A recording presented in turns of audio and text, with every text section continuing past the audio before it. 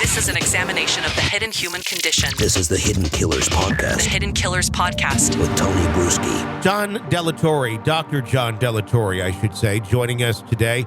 We're going to talk about the psychological effects of what occurred with the Nashville school shooting and school shootings as a whole. Obviously, they happen all of the time in our country. John, I want to talk specifically about the officers first. I want to talk about the children, but I want to talk about the officers who were involved in this. They are obviously heroes. They did the right thing. They would probably tell you, I'm not a hero. I was just doing my job. They're going through probably a lot right now.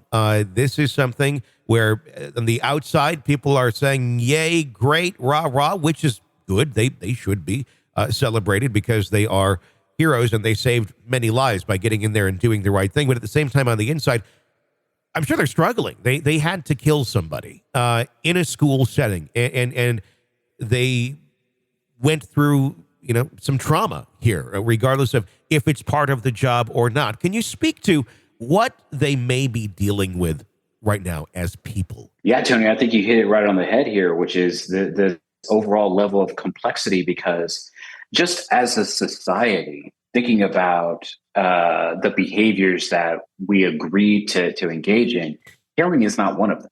Mm-hmm. It doesn't matter if you're a civilian or if you're in the military or if you're in law enforcement or anything like that. The idea behind killing someone plays such a heavy role that here you are, and as the law enforcement officer, and the two of them in this case, here you are as an individual being told since you were born that killing is wrong, and that here is someone who's killing someone else, and that in order to stop them, you have to then engage in a behavior that you've been told is wrong. And society is now saying that you're a hero for doing a behavior that you thought was wrong. I mean, it's overly complex, and I think in some ways, these officers have a tendency of compartmentalizing and saying that it was simply part of the job, that they were just doing something that was part of the job. And I think that's why you hear a lot of, law enforcement and military often try to say that they're not the heroes, right? Because it's a complex nature of having to deal with the traumatic consequences of knowing that you pulled the trigger that ended someone's life. But in some ways, society has said, but you did it for a good reason. So I think it's overly complex, and it's one of those things that officers, military kind of need to work through, hopefully in therapy, to try to understand how they can have these kinds of disparate emotions and be able to function effectively moving forward. And that's an interesting thing that we ask of these people. Yes, this is the job. This is what you're signing up to do. But there are so many deep effects that happen here. And for the longest time, compartmentalizing is probably the only way really to get through these jobs, and may still be to this day with what they have to see and what they have to go through. We obviously see, PTSD being quite a big thing, with people who have been in and out of the military service and such. But obviously also it's right there on our own streets. If you're an officer in an area where, it's a little rough or even not, you see a lot of horrible things in that sort of a job. What are the resources that are there? Is it really kind of department by department as far as what's available to officers to get mental health help to deal with these things? And is it viewed in a positive light? Is it viewed as, oh yeah, of course I'm going to go do this, or it's like, I don't need that because I'm compartmentalizing, and they're, it's kind of that tough feel that a lot of men will take on, or women too, depending on the job that they're in. Yeah, I think it is both department by department, but it's also individual officer by individual officer. I think when it comes to deadly force encounters, psychologists, in particular police psychologists, right? So psychology has a field called police and public safety psychology. Spend a lot of time researching and providing interventions for law enforcement, for correctional officers, for about how they are experiencing the world around them as a result of the job that they have. Some, departments maybe have an on-staff psychologist, and maybe they don't. Even the ones that do, perhaps they're viewed as, as an individual who doesn't understand the job. So they're not going to be taken as seriously. Mhm. I think those officers and those departments that allow the police psychologist to be front and center from the beginning of the police academy training on through the duration of any single officer's career, always having access and never it being a consequence, or at least a negative consequence of any action, will go a long way in normalizing having the officer always available and having, employee assistance program specialists always available to just have a conversation. Sometimes it doesn't need to be ongoing therapy. Sometimes you just need, the quick 1, maybe 2 hours of talking to someone, and then you can move forward without it being an issue. I mean, is this really a career path, though, where if you're not in that situation day after day where you're seeing the worst of society, you would take time for yourself? You would, if someone's going through a trauma and they work a desk job or something that's not life and death, I'm going to take some time for myself. I'm going to work through this.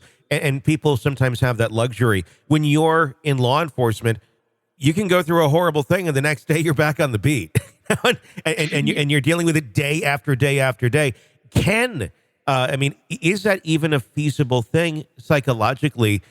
Even if someone does want to really kind of take time to work through the crap that they see every single day.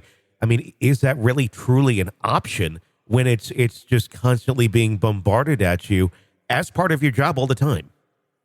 It is an option, but you have to see it as an option, right? Okay. So the individual has to see and recognize, listen, I just went through something traumatic. I need to deal with this. But also, it's got to come from the top, right? It's got to be normalized from their sergeants, from their lieutenants, from their captains, from the police commissioner or commandant, or, the largest, the highest ranking officer that the department has, right? It's got to come from the external as well to say, listen, this is part of the job. You're going to experience something. We're going to give you the time to deal with it. And then you're going to come back only after you have actually dealt with it. Because plenty of people will say, I'm going to take a couple of days off and work in cases for files that they brought home. They haven't taken the time away. So force actually detach in order to return stronger is often something that's necessary. Yeah, I agree. Let's talk about the psychological impact on the school itself, the students themselves. These things happen so frequently. We see it happen. We hopefully catch who did it, and then everybody kind of moves on, and the trauma is there, and we don't put a lot of thought into, well, how are their kids are back in school and everything's safe. This is something I can't imagine happening in school. I was a senior in high school when Columbine happened. And I remember the last 6 months, I was on edge thinking, is this going to happen here?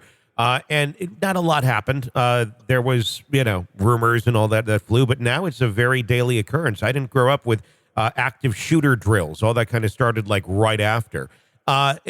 When the active shooter actually does go onto your campus, into your school and start shooting people, how do you help those children? Because there's so many of them, and this is not necessarily a mass therapy type thing. Everybody's going to be feeling different anxieties.